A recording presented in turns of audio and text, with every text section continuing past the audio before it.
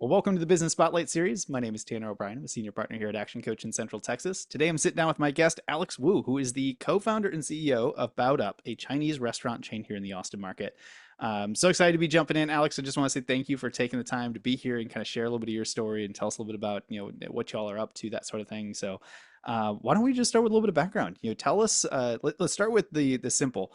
Tell us about the business. What is the business, and then we'll kind of take a step back and talk about kind of your journey or background that led you into co-founding this business. Sure. So the company name is Bao'd Up. We are a Chinese restaurant chain or a food brand here based in Austin, Texas. We are super focused on Bao Buns. If you haven't heard or tried, it's a very popular food staple in China or across Asia in general. I mean, we're in Texas, so maybe an analogy would be a steamed kolache.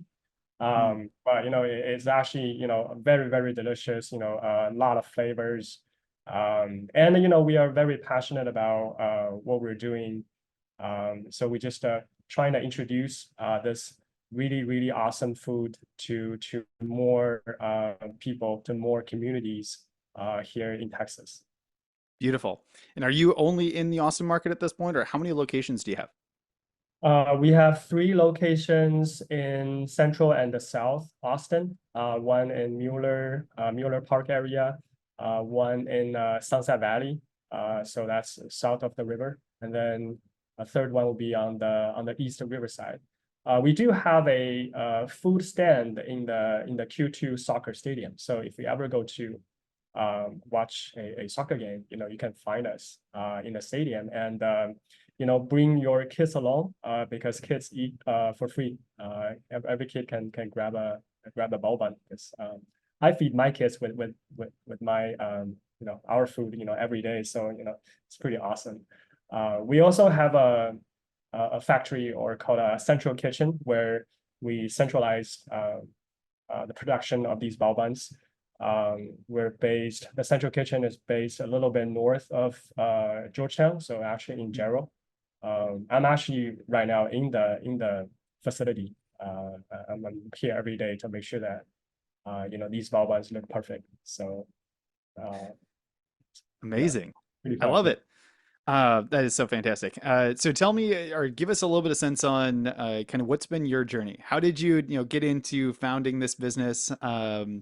But yeah, give us the background. Like what led to the start of Sure, this business? sure. I have a very interesting, I want to say, untraditional story, because I grew up in China, and I went to engineering college in Beijing. And I immigrated to the US in 2009. I got my master's at Michigan, University of Michigan. So I majored in electrical engineering. So I moved down to Austin because I got a job offer at National Instruments. So that was my first job. So I spent actually 8 years in tech companies, semiconductor companies, Silicon Labs in downtown was my last stop. But yeah, I mean, I've been doing engineering, did some technical, I guess, marketing, sales. I've been traveling between China and the United States, and I enjoyed it. I guess until I was approached by my partner, which was my neighbor at the time. He's a very successful restaurateur here in Austin. He owned a few restaurant concepts, very successful. And then he approached me with this idea that we should make these amazing bao buns, and then make it available to everyone here in Texas, in the United States. And I guess for me, I'm not necessarily a foodie, but growing up in China, I would eat these bao buns every day, because that they are just like the staple breakfast items, pretty much. So I think that resonate with me very much. And also the business is very scalable because I guess our operation is built on top of a central manufacturing facility where we can standardize the quality control, food safety, everything. So I think coming from a kind of tech background, I think I want everything to be as perfect as possible, and so that you can copy and paste, right? So you get all these, because I think that's very important for food. Food consistency is really the number one thing that people are looking for. And I guess historically, for Chinese cuisine, having that consistency has always been challenging because it's a lot of stir and fry, kind of wok handling, right? But the cool thing about steamed bun is, they're so kind of uniform, and then the way you cook them is by steam them up. So and it's a very, very, I want to say, easy and almost like a forgiving way of cooking, because you won't overcook or burn something. Steam is just it's just very, very gentle. And also, as I mentioned, bao buns are like a cloud cheese, right? So it's just very convenient. You can grab something and then eat it on the go. I think that fits the American lifestyle very, very well. So that's why I decided, okay, let's do this. We opened our first restaurant in Mueller back in 2017. So it's been quite a journey. I quit my full-time job in 2019. Started really I was all in on this. And then the COVID hit. So it was it was kind of bad time. But we survived. We're still here. We're thriving. I mean, we're working on a lot of exciting things to really bring our bao buns to more people to try. Man, that is such a journey. And the pivot from electrical engineering to just being in, tech companies, things like that, and then hey, we're gonna get into, restauranting, which, as I'm sure you can probably, share stories on, is Yeah. a likely a very different industry to be in. Yeah. Uh, so I guess, yeah, I'm just genuinely curious, what was that transition like? To say, all right, we're starting this thing 2017, couple years later, actually saying, all right, I'm gonna go all in. We're getting rid of the full-time job, and now we're into this thing.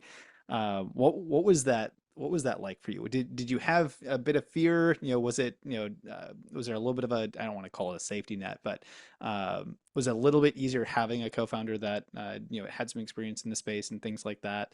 But Yeah. what was that experience like in making that big of a pivot or transition in just like industries and things that you're a part of? I think you're exactly right. I felt very comfortable because I was very we my partner and I, we kind of got along really well. We knew each other for years. Our kids are around the same age, so I trust him a lot and know that he's a very smart guy, and he's willing to learn, right, to adapt. I want to say we complement each other a little bit because he's more like a street smart and more on the book smart side, right? So you kind of work together. But yeah, if I don't have any like a culinary or kind of restaurant partner, I wouldn't go into this like blindly. I think the again, I'm not like, I guess what's really appealing to me is that it's the fact that we're not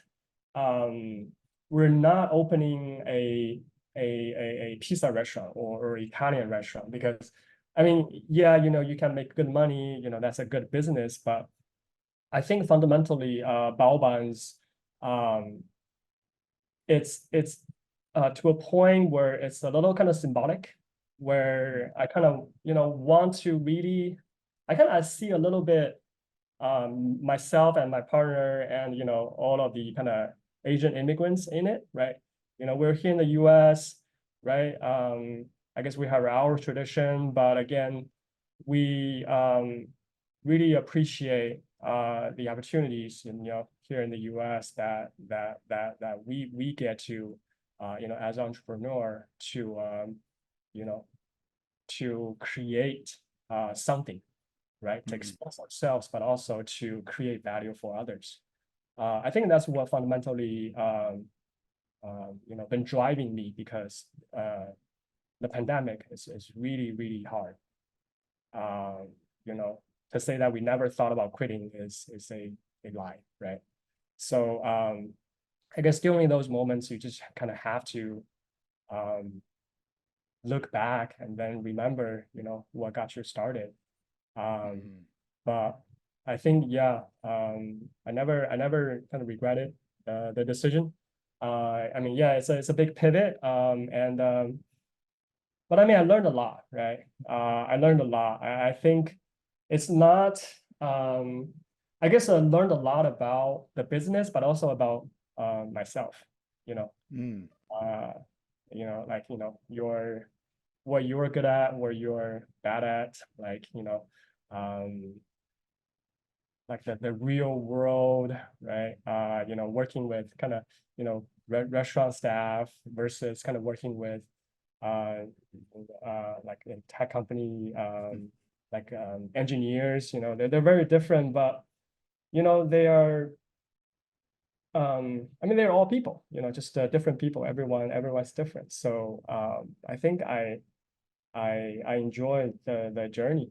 Uh, and I'm still very hopeful. I'm working really hard, you know, to, to be more successful. But I think at the minimum, I think we've created a brand um, that's kind of well known because we've been really focused. I guess if you search for Bao, I guess put that in Google or Google Map. Not many people will type, search for Bao, but if you do, we're the kind of the only one, that pops up, because we specialize in that. That's really our passion. That's our that's our soul. I feel like the soul of the brand.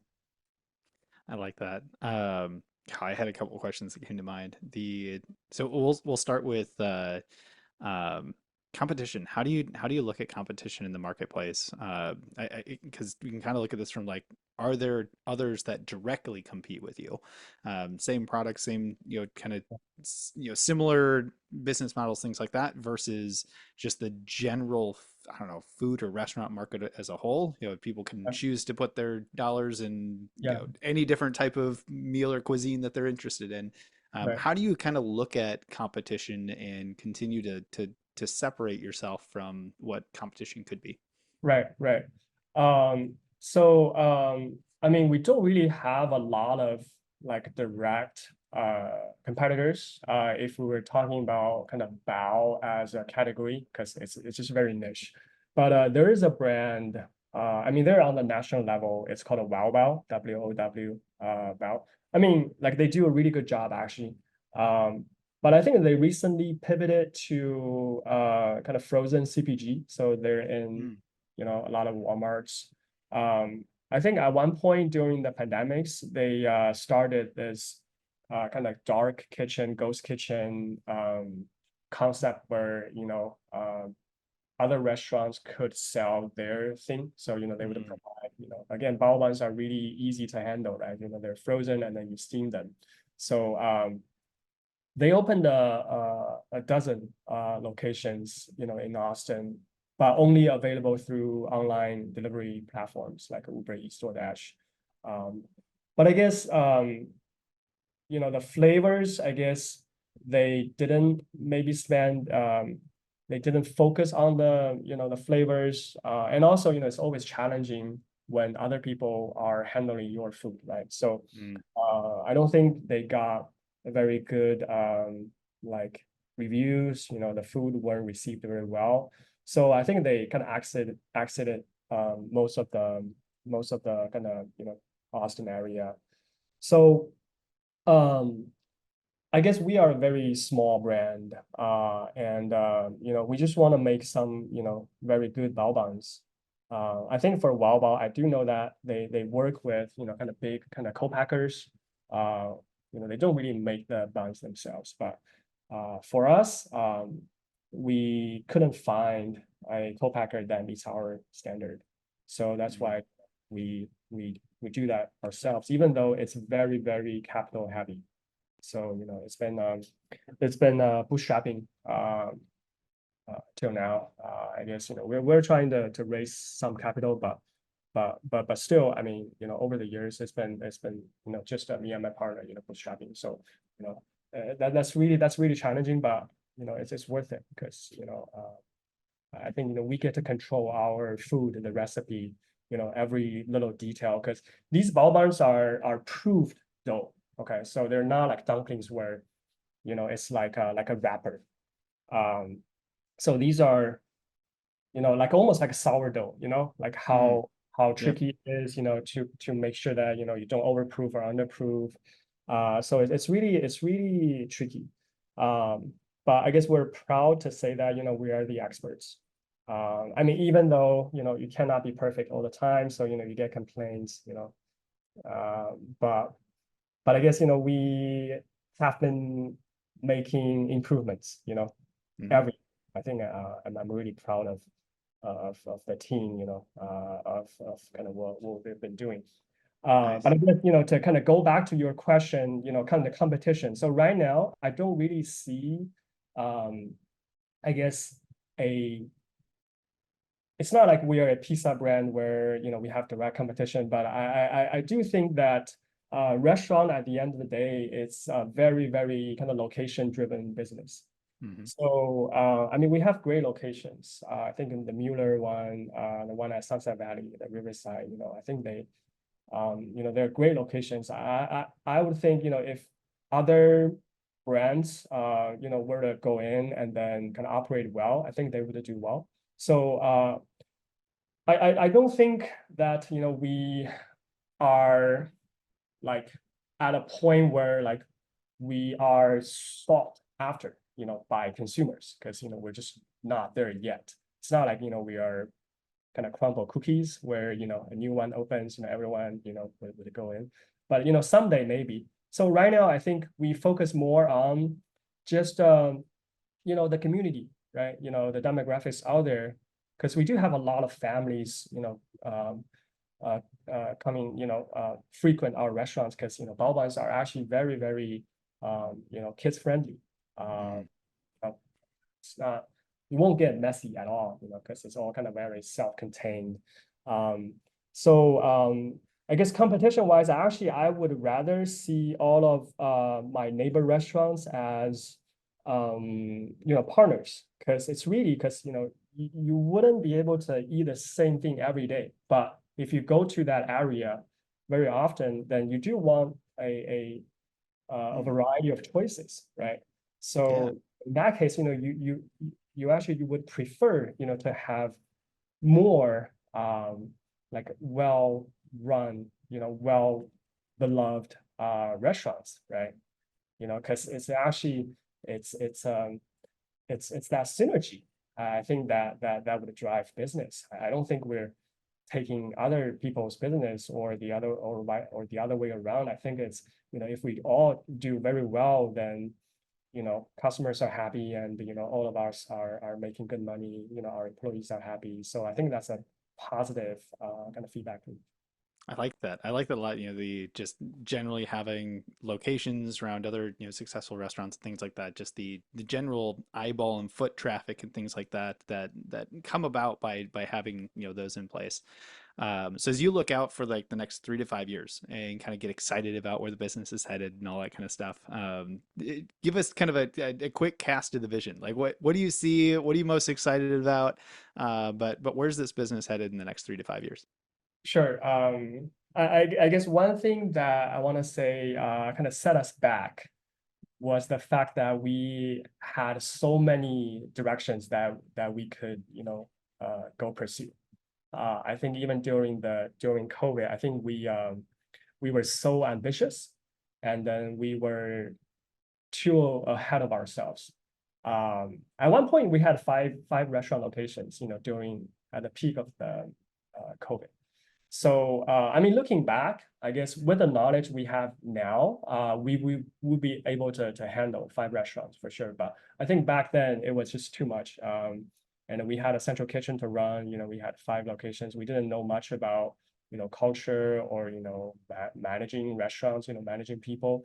So I think that's what set us back. So now we have three restaurants and a central kitchen. But I want to say, um, I guess the biggest opportunity I want to say short-term wise would be to go into kind of retail, kind of grocery stores. I mean, we could start with like a local grocery chains. A few years ago, I think we worked with Royal Blue a little bit. I think that went pretty well. But I think, in the future, in the near future, I think we're looking at probably potentially, Whole Foods or HEB, right? Because with the manufacturing capability, like we have a lot of capacity. Like we have a lot of capacity, really. Like, we can make a lot of Bao Buns, but we we just need to find, more channels to sell these Bao Buns, right? Um, so that's the short term. I think the second half of the year really is where we're gonna try to explore more on those channels, and then figure out how we can, I mean, there are certain process you have to go through. I mean, again, like we did a lot of research, a lot of the work already, so we kind of know, what the next step is. But yeah, short term wise, going to retail, we could do some like direct to consumer, national shipping. We have all those. We could potentially sell to other like restaurants, or food service venues like, hotels. Mm. There are a lot of, you might maybe a few months down the road, if you go to a hotel, you might see some of the, Bao Buns, that probably, they're provided by us. I think that's a possibility too.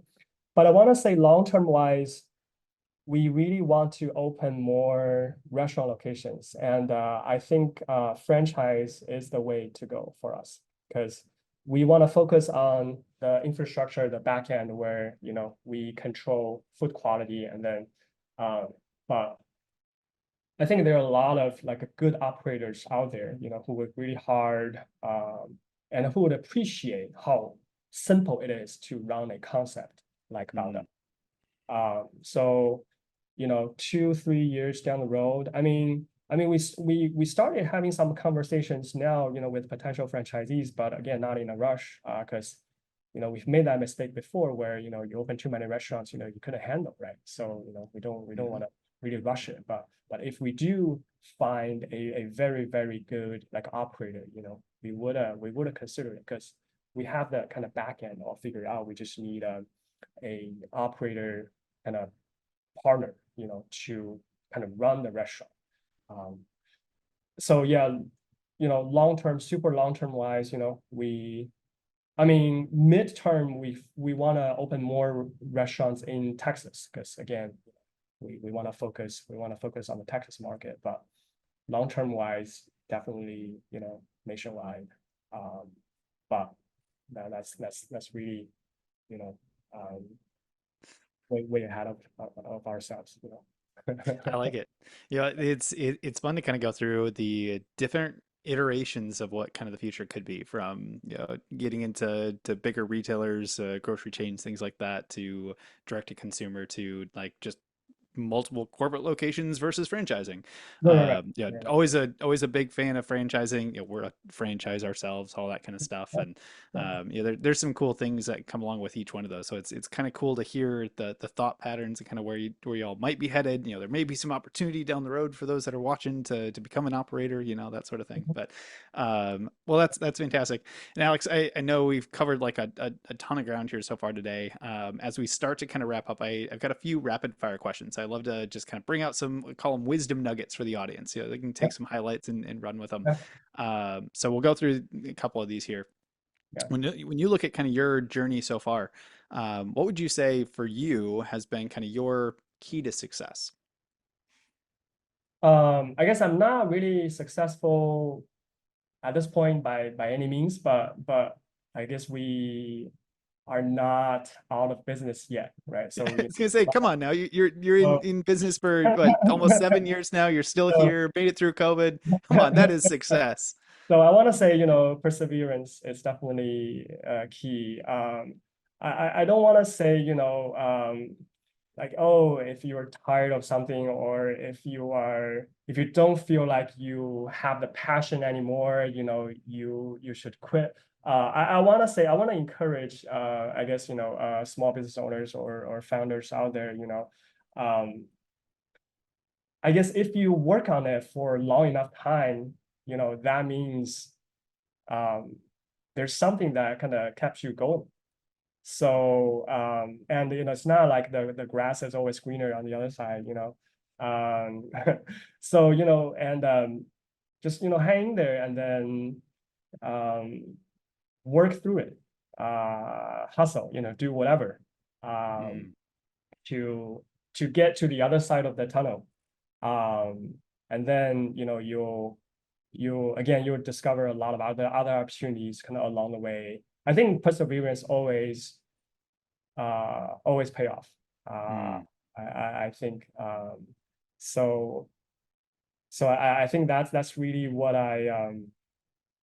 when I look back, I think that's something that I want to continue doing. I don't want to just start something without like really finishing off. I mean, even that means like we, shut it down. You have to shut it down in the right way. mhm. You have to like, Yeah. finish it. Um, I like it. Yeah, I think I had a mentor or something like that once tell me that, you know, sometimes success is just being able to stay in the game long enough.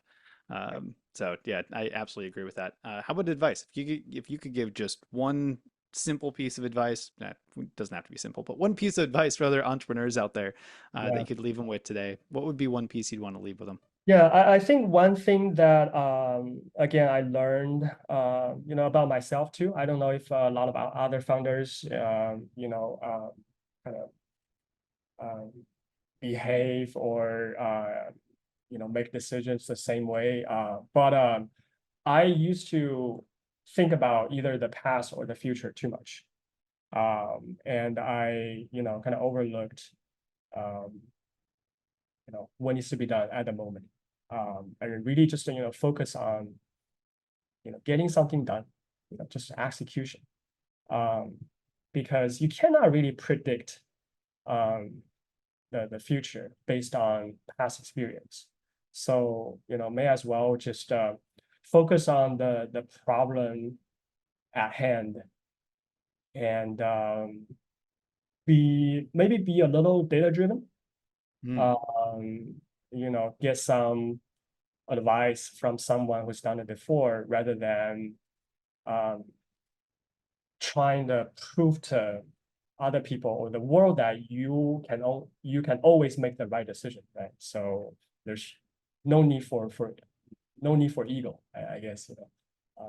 Once you're, I guess that's kind of what I learned. Really, it's not about ego. It's about just how do you make the right decision? It doesn't have to be your decision, right? It could be your partners or your employees. So whoever has the best idea wins. mm, Maybe not just ideas, but execution. Ideas are yeah. important. Execution is important too. So I want to say, yeah, just focus on, what's kind of bothering you right now. But yeah, like prioritize, try to knock out the most urgent or the most critical thing that's blocking any progress, right? Just and then work with your team and then solve some problems. And then tomorrow is another day. But still have a long-term vision that keeps you going, because every morning when you wake up, you want to feel um, optimistic, excited about going to work, right? If you don't feel that way, then something's wrong, I guess. I like it. How about book recommendations? If you could leave just one book recommendation, it can be a book, audiobook, could be a I don't know, it could be a podcast or something else if you're not a huge reader. But a recommendation you give to the audience that they can go and continue to be on their journey of education and all that fun stuff. Yeah, I do read a lot, but I think recently I just got really busy, so I didn't read as much as I would like. But I want to say there's a short read. I think it's called the Dip, DIP. I think it's Seth Golden. He's like the marketing guru. But it's a very short book, short read. It really talks about, you know, when is the right time to quit. And the right time is not, it's never, the right time is never when you are struggling. So the right time is either before you start, right? Or, when, you fail. But when you are struggling, it's called, the dip. I guess that's where you need to try to stay in the game, don't quit. And then you get something out of it, regardless, just Hmm. by being there. So I think for anyone who's, because I know it's a lot of small businesses are kind of struggling. I think the macro picture is not, it's not that bright, right? So I think a lot of industries are being affected. So I guess that's really my advice for a lot of the founders or business owners out there, just to hang in there. Um, I think read the dip, um, and also for sure, I guess the Elon Musk, the new book about Elon Musk, because I'm a huge fan of the author, Walter. I read a lot of his books, so Mm, anything that he wrote, it's a worth a read. I Yeah, love it. I love it. There's definitely something to be said about being mindful of being in that, call it struggle, frustration, the hard part, because yeah. that's where all of the growth happens is when we're uncomfortable. So I absolutely love that. So before we get to the final question, I always like to end kind of these conversations on for those that are watching that want to learn a little bit more, that want to connect with you, that want to actually stop in and check out one of these Bao Buns and everything else. Where can we advise them to go for more information? Yeah, I think our Mueller location is very convenient. There's the Mueller Park, there's the farmers market, I think on Sundays, right? So just go to our Mueller location, check us out. I think we're not as visible because there's so many restaurants out there, but we are right under Alamo Draft House. Hmm, So check us out. Or if you live in like South Austin, go to our Sunset Valley location where we have a bigger menu, more. I think we offer not just bao buns, but more like traditional kind of American Chinese, like a fried rice. We have our take on it. So I think those taste pretty good. We also have boba, for all the kind of young crowds out there, go to our restaurant, grab a boba with your friends, just have some fun. Um, and for sure, if you ever go to a soccer game, um, the stadium is phenomenal. You know, the fans out there. Have you been? I have not yet. It is on my Okay, list of things to do yet. But no, I like my ears perk up. I'm like that. It's like okay. the third time I've been told that I need to make sure that I, go and check Yeah, it out and all that kind of stuff, and I just yeah, the haven't gotten to it yet. experience. Yeah, the experience. I think, it's pretty awesome. Yeah, yeah. It's worth going for sure. But yeah, I mean, or find me on LinkedIn. Connect with me. We can grab lunch at one of the restaurants. I'm down for that. Um, yeah. Amazing. Well, I will be sure to put all of that in the video description below. For those of you that are watching, go check it out. Check out the locations. I'll probably put like website things like that in there so they can kind of find everything. And then, of course, go on LinkedIn and actually send a message. Say, hey, Alex, saw you on the Business Spotlight. Great conversation. One of my favorite things when it comes to the Business Spotlight is actually connecting other businesses here. So if you're watching this later on, make sure you take the moment and actually connect with some folks, that sort of thing. So as we wrap up, I have one final question for you today, and then I'll let you go, right? But Final question I always like to end on is, what is most inspiring to you today? Today, so we have a new hire started today at our central kitchen, and